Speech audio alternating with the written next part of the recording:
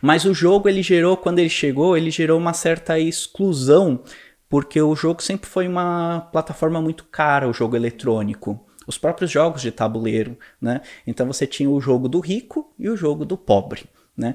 E o pobre não jogava o jogo do rico e o rico não poderia jogar o jogo do pobre, porque aquilo era jogo de molecada. Então você já começava a construir uma certa segregação a partir dos jogos, porque dificilmente você tinha um único jogo que integrava.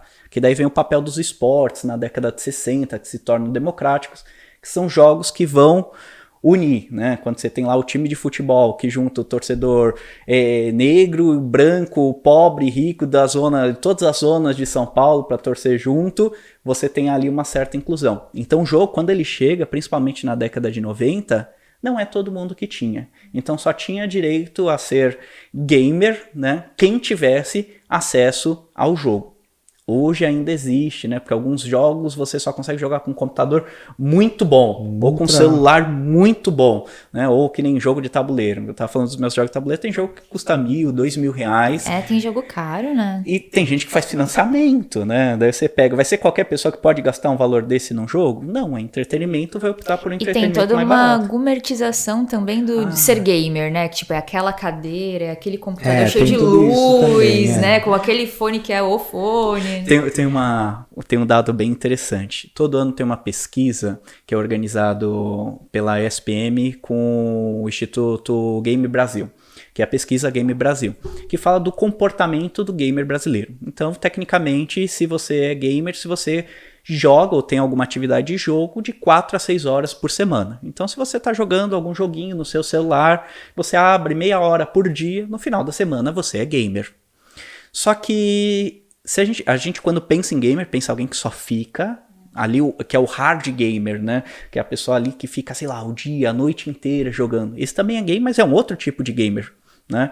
Só que o fato curioso dessa pesquisa é que a gente percebe que a maior parte da população brasileira que joga, dentre esses 4 horas por semana, jogos eletrônicos, são mulheres. E são mulheres de 25 a 35 anos.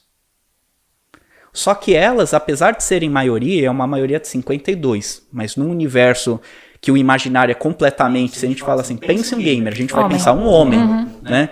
Mas a gente vê que os outros 48 que são homens, eles se identificam mais com o termo gamer do que as mulheres que são maioria. Nossa, mas como assim? Eu não vejo mulher jogando. Mas a maior parte das mulheres está no consumo de jogos e principalmente jogos em plataformas móveis como o smartphone. E hoje, dentro de uma empresa de jogos como a que eu atuo, o principal foco é chegar e mostrar para a mulher que a mulher é gamer, que ela tem que gastar no jogo, porque ela tem poder aquisitivo, só que ela não se enxerga gamer. Então a gente tem muito, que nem a pessoa que vai fazer academia, que antes de ir pra academia compra a toalhinha, a regata cavada, tá falando de mim? O tênis, a luva, faz a matrícula, posta foto e não vai. Né? Daí pergunta, você é atleta? Não, eu me cuido, não sei o quê. E tem a pessoa que tá indo todo dia, você é atleta? Ah, não. Mas só vai na academia todos os dias, sem falta, mas não se considera. Então a identidade gamer, a gente percebe que ela ainda é muito deturpada, porque as pessoas não se enxergam como gamer, e ainda acham que o game é uma coisa que não agrega. Né? Que não é algo que está no nosso dia a dia. Não pode ser uma profissão, não é algo que tem um certo valor. É mais uma coisa como um passatempo. É um passatempo. Para a gente ver, por exemplo, hoje, boa parte das dinâmicas das empresas, os métodos de aula, o próprio formato das redes sociais, você tem a gamificação, que são os elementos de jogo para tornar aquilo mais interessante. Então a gente não ganha ponto numa rede social, mas você ganha curtida. E qual é a recompensa que você tem? Você aparece melhor no feed das pessoas. Você tem melhor engajamento. É a mesma coisa na aula. Quando o professor monta um quiz, uma dinâmica ali, o aluno vai se engajar mais. Numa entrevista de emprego, quando você faz aquela dinâmica de grupo, que são jogos, você tem regras, tem tempo, tem um ambiente simbólico. Imagine que você é o gerente, o que você faria? É um RPG, né? Você, de certa forma, está fazendo com que a pessoa entre mais, porque o jogo ele tem essa característica de absorver, né? De trazer uma imersão maior. Você não passa apático a um jogo. Então até a própria Netflix está investindo muito em jogos, as séries estão se tornando gamificadas também. Então precisa de tantos likes para desbloquear tal episódio, ou então acesse o site para ver o extra, mas antes você tem que fazer aquilo, as metas.